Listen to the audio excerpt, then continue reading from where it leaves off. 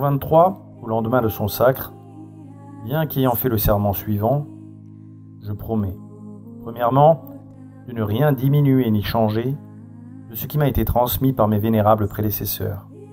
Comme leurs fidèles disciples et successeurs, je m'engage à n'admettre aucune nouveauté, mais au contraire à vénérer avec ferveur et à conserver de toutes mes forces le dépôt qui m'a été confié. Deuxièmement, de corriger tout ce qui pourrait contrevenir à la discipline canonique, de garder les saints canons et les constitutions apostoliques de nos pontifes comme s'ils étaient des commandements divins et célestes. Alors je suis conscient de devoir rendre un compte sévère à votre jugement divin de tout ce que je professe, moi, qui occupe votre place par votre divine condescendance et qui agis en qualité de votre vicaire avec les secours de votre grâce. Si je prétendais me comporter différemment ou diversement, ou si je permettais que d'autres le fassent, vous ne me seriez pas propice au jour redoutable de votre jugement divin. En conséquence, qu'il s'agisse de nous ou d'un autre, nous soutenons au plus sévère anathème de l'interdiction quiconque aurait la présomption d'introduire une nouveauté quelconque qui serait opposée à cette tradition évangélique ou à l'intégralité de la foi et de la religion catholique, ou tenterait de changer quoi que ce soit en acceptant le contraire ou en laissant attaquer le dépôt de la foi avec une audace sacrilège. Pourquoi ce serment commence par ne rien diminuer ni changer? Pour une raison simple. Quand Dieu crée, il crée instantanément et définitivement. Il est compréhensible que Dieu seul ait pu créer la religion, et là encore, instantanément et définitivement. Et donc, son vicaire s'engage par serment à ne rien diminuer et à ne rien changer. Jean 23 commença par tout changer, pour tout détruire. Pour une destruction encore plus totale, il fit partager ses idées par tous les évêques réunis par lui en concile, l'effrayant concile Vatican II. Les 2500 évêques, tous docteurs en théologie ou en philosophie, tous de bonne doctrine, celle enseignée depuis toujours, acceptèrent la révolution imposée par une toute petite minorité. Le concile alla contre la vérité connue. Entre parenthèses, appelez bien ce qui est mal, mal ce qui est bien, vrai ce qui est faux, faux ce qui est vrai, juste ce qui est injuste, injuste ce qui est juste, beau ce qui est laid, et laid ce qui est beau. La religion du Dieu qui s'est fait homme a rencontré la religion de l'homme qui s'est fait Dieu. Nous, plus que quiconque, nous avons le culte de l'homme. C'est ainsi que Paul VI, le 8 décembre 1965, dans le sermon de clôture du Concile, en a résumé les travaux. On ne s'occupe plus des volontés de Dieu, on ne connaît plus, on n'étudie plus, on ne songe qu'aux volontés des hommes. En acceptant l'œcuménisme, ont-ils compris qu'ils blasphémaient le premier commandement? Jean Guiton, observateur attentif du concile, dit à sa secrétaire, mademoiselle Michel Reboul, que dès le premier jour du concile, l'Église aurait dû changer de nom, ne plus s'appeler catholique mais écuménique. Pire, ils acceptèrent tous les changements des rituels sacramentaux. Pourquoi les changer? Personne ne le demandait. Les rituels éternels étaient sûrement valides. Il n'y a qu'une explication. On les a changés pour détruire les anciens et imposer de nouveaux rituels invalides.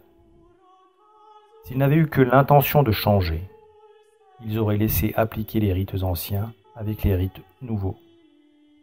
Cette nouvelle religion n'est rien d'autre, bien chers fidèles, qu'une gnose.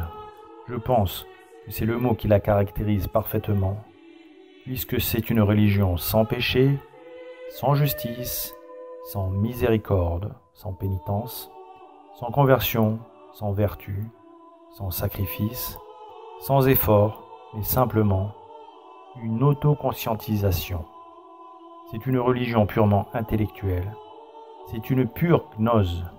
Rejetons avec horreur, bien chers fidèles, bien chers ordinants, cette religion naturaliste, intellectualiste, qui n'a rien à voir avec la religion catholique, et soyons au contraire bien fermement, toujours plus fermement persuadés de la raison de notre combat, de la raison de notre sacerdoce. Sermon des ordinations par Monseigneur Tissier de Malray, Éconne, 27 juin 2002. En obligeant violemment les rites nouveaux, en pourchassant et persécutant ceux qui tenaient ferme aux rites anciens, ils prouvèrent qu'ils n'avaient qu'une intention, changer pour détruire. La sanction de Dieu fut terrible. Une nouvelle religion, de nouveaux catéchismes, de nouveaux dogmes, un nouveau droit canon, un nouveau calendrier, une nouvelle mariologie, etc.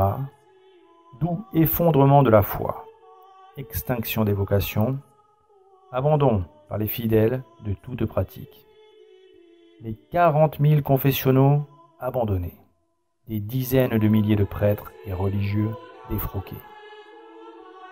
Monseigneur Gaume, dans un ouvrage remarquable, La religion dans le temps et dans l'éternité, au chapitre 13 écrit « L'admirable économie du christianisme, que nous venons d'esquisser, fut l'objet particulier des entretiens du Sauveur avec ses apôtres pendant les 40 jours qui s'écoulèrent entre sa résurrection et son ascension. C'est alors qu'il leur donna l'intelligence des Écritures et qu'il les instruisit à fond des secrets du royaume de Dieu. Voilà pourquoi nous plaçons à cette époque l'explication détaillée de toute sa doctrine. Le Sauveur ne se contenta pas de dire en général « Celui qui ne croira pas sera condamné ». Entrant dans le détail, il enseigna à ses apôtres toutes les vérités qu'il devait prêcher au monde et que l'homme devait croire pour s'unir avec son Rédempteur afin de participer aux bienfaits de la rédemption. Les apôtres en composèrent un abrégé. Tel est aussi le sentiment de saint Léon. Les jours qui s'écoulèrent entre la résurrection du Seigneur et son ascension ne furent pas des jours oisifs, car c'est alors que furent confirmés les sacrements et révélés les grands mystères. Il est évident que seul Dieu pouvait créer une religion qui lui puisse être agréable. Le mot religion veut dire relier la créature au Créateur.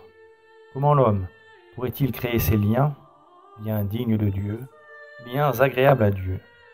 Nous avons vu par les sacrifices d'Abel et de Caïn que certains lui étaient agréables, d'autres non. Seul Dieu pouvait créer tous les liens pouvant lui être agréables, et en particulier, après le sacrifice sanglant, le sacrifice non sanglant que le prêtre assure à l'autel. Et de même pour tous les sacrements si admirables que de nombreux saints, de nombreux papes et théologiens ont médité longuement. Cette nouvelle religion, qui prit le nom d'Église conciliaire, de ses papes conciliaires, ses évêques conciliaires, ses prêtres conciliaires, avec comme caractéristique première, ne plus être catholique, ne plus vivre en catholique.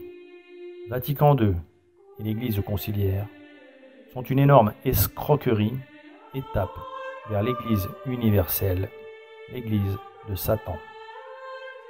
Alors qu'il faut la permission d'un cardinal, nous avons pu consulter les travaux de la commission Concilium ad exequendam constitutionem de Sacra Liturgia, qui a fabriqué tous les nouveaux rites. Nous avons découvert les auteurs, leurs méthodes de travail, leurs travaux. Tout est sur les sites internet Ore Sanctifica et Virgo Maria. C'est effrayant. En particulier, ils ont discuté chaque parole de la consécration moderne et mis au vote chaque mot. Pauvre fou. Voilà la religion conciliaire. Elle finira dans un scandale gigantesque.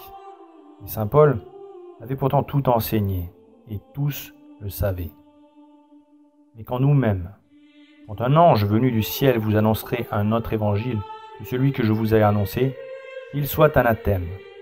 Nous l'avons dit précédemment, et je le répète à cette heure, si quelqu'un vous annonce un autre évangile que celui que vous avez reçu, qu'il soit anathème.